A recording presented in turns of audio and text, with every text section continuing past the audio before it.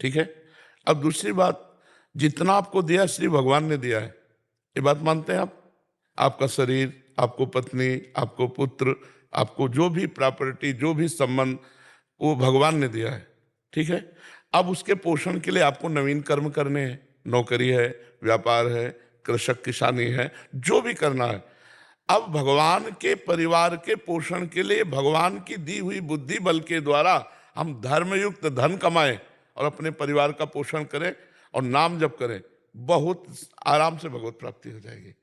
धन कमाने के लिए कहीं रोका थोड़ी गया है, लेकिन अधर्मयुक्त धन नहीं।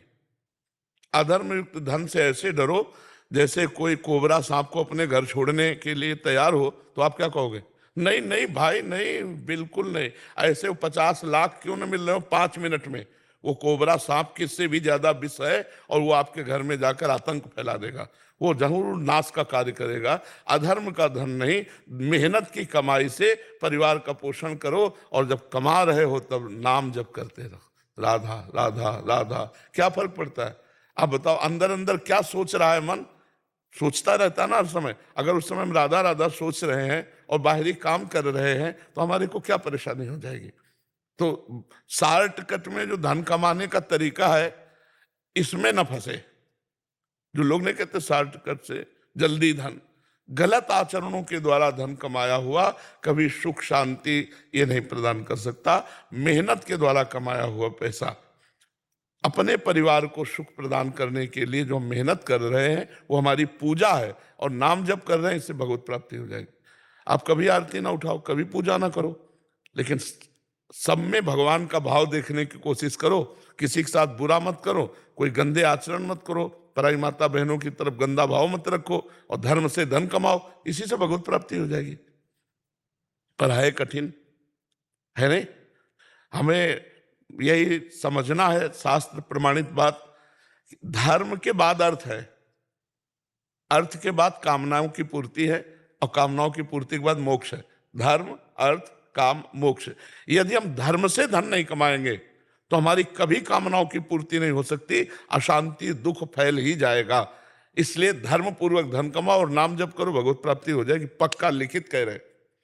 जब अपने पुत्र के बहाने नारायण बुलाया तो भगवत प्राप्ति हो गई। हम जानबूझकर नारायण नारायण, हरि हरि, राधा राधा, कृष्ण कृष्ण बोलेंगे, हमारा कल्याण नहीं हो जाएगा। विचार कीजिए। तो इसलिए नाम जप अवश्य होना चाहिए और हमारे द्वारा पापाचरण नहीं होना चाहिए।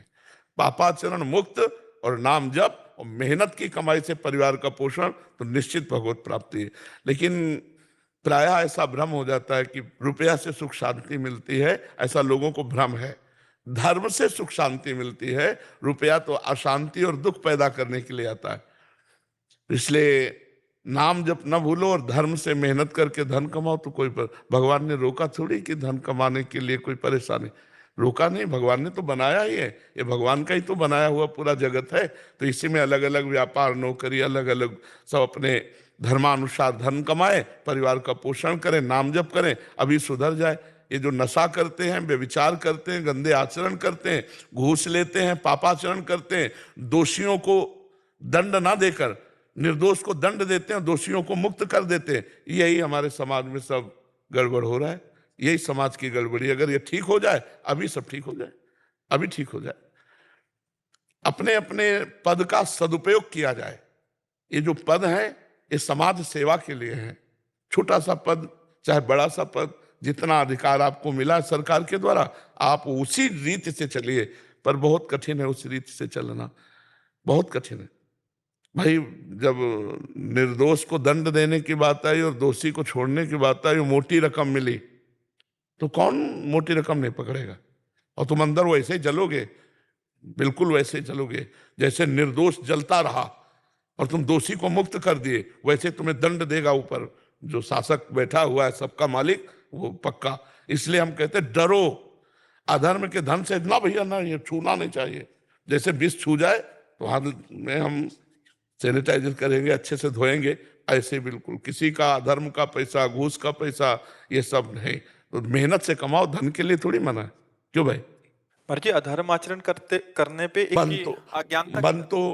मन तो सदैव पतन की तरफ जाता है। जैसे पानी को कहीं भी छोड़ो, वो जहां निबान होगा निभान का मतलब समझते हैं ना, ढलान होगा उधर ही जाएगा। ऐसे मन को छोड़ दो, तो भगवान कह रहे ना, मना कष्टानि इंद्रियाणी प्रकृति स्थानी कर सती, वो प्रकृति की तरफ ही जाएगा, माया की तरफ जाएगा। छोड़ दो अभी मन को, अगर 1 महीने में जेल ना पहुंच जाओ तो मैं बताओ, छोड़ दो मन को भाई, दो जो तू चाहे कर। अब मन जो कहेगा करेंगे, महीना पूरा होगा बाद में, और पहले आपके हाथ में हथकड़ी होगी, जेल में पहुंचा देगा ये। छोड़ दो। इस पर शासन किए हो तो भी पाप हो रहे हैं, तो भी हो रहे हैं, कुछ गुप्त हैं कुछ प्रकाशित हैं। नहीं तो मन की दशा केवल पापाचरण में। छोड़ दो केवल, अभी छोड़ दो इसको, तो देखो